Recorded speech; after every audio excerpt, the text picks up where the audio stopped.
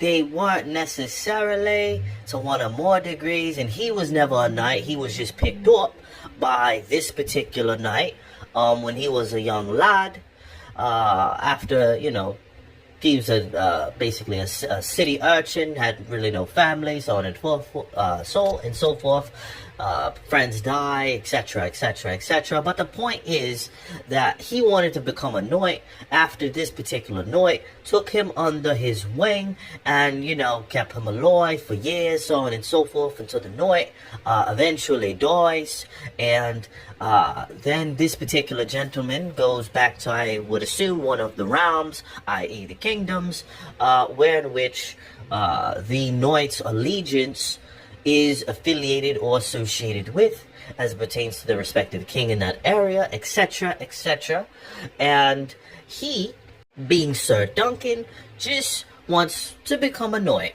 They basically tell him, in order to become a knight, per the foundational basis of the show, you must schedule and sign up for the tourney.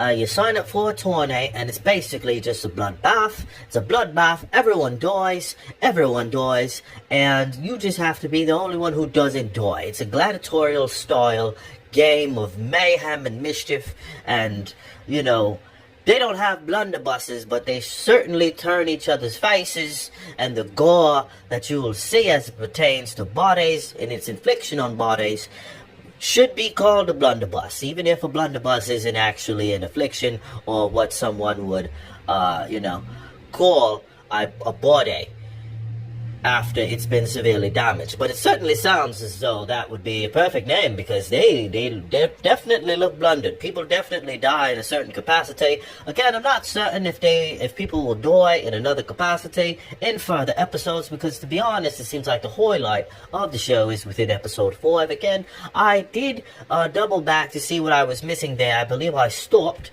around episode 3, maybe 3.5, just to realize I didn't necessarily need any of this information.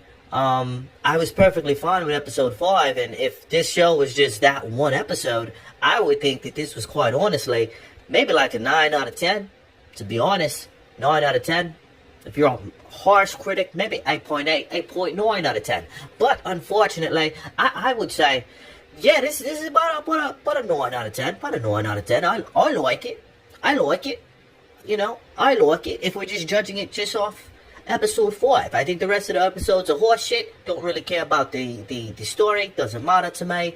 It was just as impactful without having that information.